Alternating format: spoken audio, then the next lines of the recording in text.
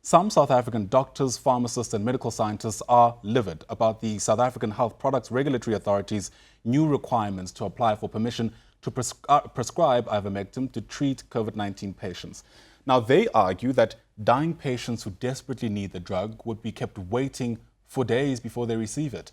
The Ministry of Health discourages the use of ivermectin for the management of COVID-19 until the study of its efficacy and safety is concluded. For more on this now, let's bring in Dr Naseeba Kathrada. She's a medical practitioner who's been quite vocal on this issue. Doc, thanks very much for your time and welcome to the program. For those perhaps who have missed the details, you don't believe that the partial approval of the use of this drug, at least in its current form, is helpful. Tell us why. Well, firstly, thank you very much for having me. I definitely don't think it's helpful. So let me just explain why. So this is SAHPRA's document that came out that said that we now can apply on compassionate controlled access. And this is the old Section 21 application. And guess what? Nothing has changed. We still have to fill in this 12-page document every single time we want to prescribe this drug for a patient. So nothing has really changed. I've applied for one yesterday. It's been well over 24 hours. I still have not got a response. I've applied for a Section 21 for 2 patients last week, Wednesday. I still got no response. So how can they tell us they're giving us access when there is no access? And what is the impact on actually being able to treat patients in your profession? Well, right now it's so difficult because you know that ivermectin is all over the news, it's all over social media, so everybody knows about it. And the thing is, we want the control back, and that's what I've been fighting for and asking for when I wrote the letter to the president, because we could anticipate this. People are desperate. We are in a pandemic. We've never, ever experienced this before. And if somebody puts a post on Facebook saying that I had COVID-19, these are the things I took, and I got better, and one of the things there is ivermectin, you know that everybody's going to go out and get it. It's the same thing like ginger. Do you know the price of ginger now is like 100 rand for 100 grams or something? It's ridiculous because everybody's using it. The difference with ivermectin is that you need to be taking it at the right dose, at the right time, and for the right duration. And that's what we as doctors are trained to do. We are trained to look at a patient and treat them holistically. Now this on the black market, it's making our job even more difficult because when a patient is taking it, we don't even know if they're taking the correct thing. Right. And do you think that is behind the hesitancy that's been shown by SAHPRA at the moment? I mean, the picture you paint is ivermectin being a no-brainer, but we also know the reality is it's a hugely contested terrain as things stand. Well, here's the thing. Firstly, studies have shown the efficacy of ivermectin. We are waiting for new studies to show just how effective it is. So we are in no doubt that it is an effective drug. We are in no doubt that it is a safe drug. The problem we are having in South Africa, it is not a legal drug. And that is also so murky, that whole story about it being registered, not registered, apply for a Section 21. You know, it's actually mind-boggling. I'm sure you'd seen my post when this document came out for the compassionate controlled access. I was so angry. You know, we're trying to fight this war against this virus. And we're asking for the government's help. We are not anti-vax.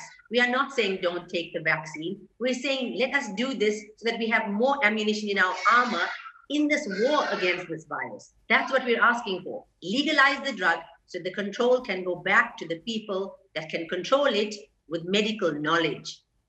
I mean, are you compassionate to what SAHPRA's worried about, though? I mean, to my mind, it wouldn't make sense to try and, I'm not saying this is what you're doing, but strong arm SAHPRA to approve this hastily when we know if there is to be any backlash about this drug because we didn't know enough, SAHPRA would be the one who have to account. Yes, sir. I fully appreciate what you're saying, and we want to cooperate with SAHPRA. We're not asking for it to be a drug for COVID-19. We are not asking for it to be on the protocol.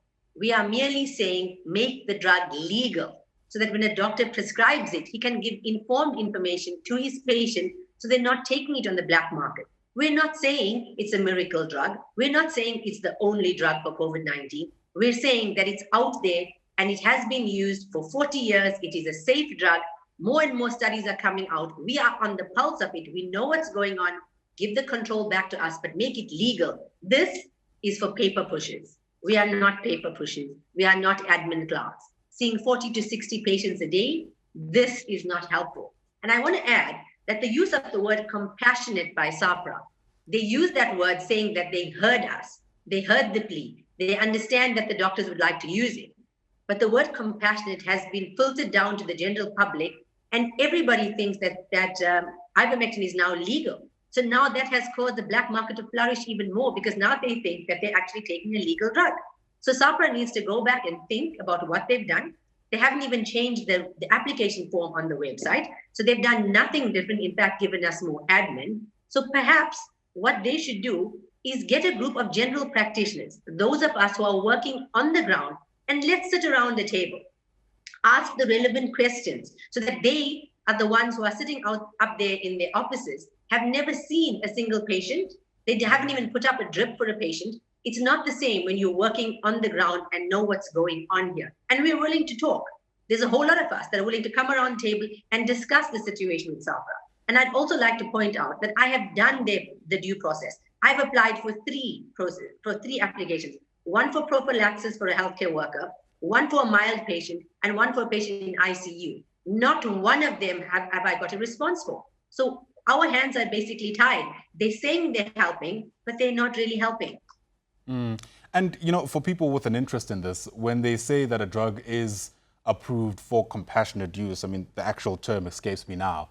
What do they actually mean by that? Who decides whether, you know, we are in that scenario warranting the use of this drug? Exactly.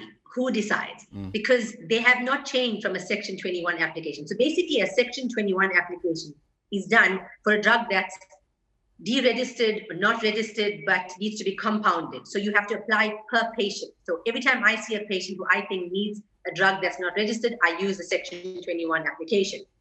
So that is what a Section 21 was. SAHPRA has now come out and said that they are allowing us to use it on a compassionate controlled access program, but they haven't even changed the word. It still says Section 21 application.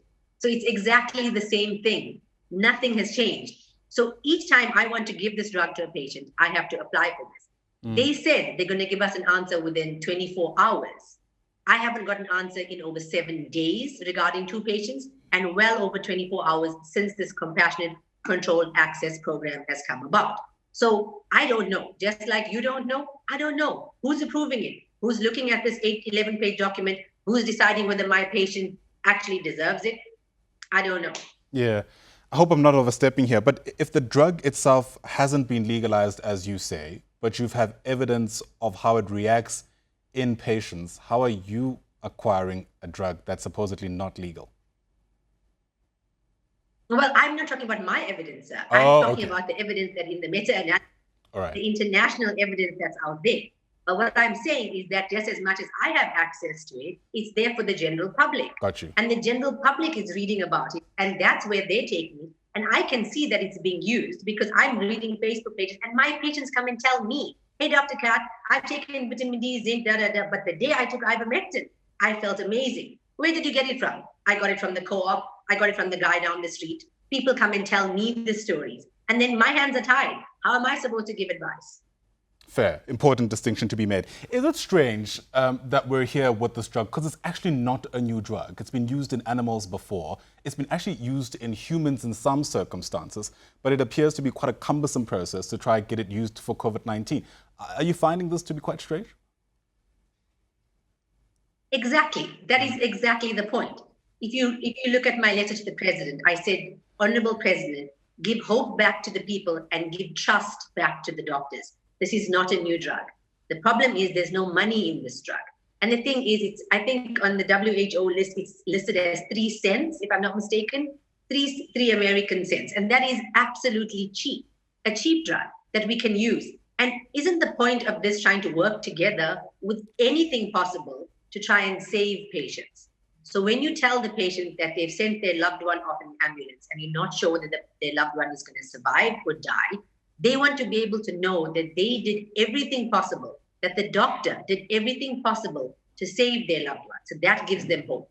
And when a patient comes to you and says, I've heard about this drug called ivermectin, and you'll say, look, I wouldn't necessarily give it to you because you are on warfarin, it's a blood thinner, but for your mother or brother who's COVID positive, yes, we can try the drug. That's what I was saying. Give us the trust back. You trust us to use drugs like remdesivir. You trust us to use drugs like pethidine. You trust us to use drugs that have much more side effects. Why not trust us to use this drug? Incredibly interesting take. Thanks very much for shining light on how this is translating on the ground, so to speak. Really appreciate your time.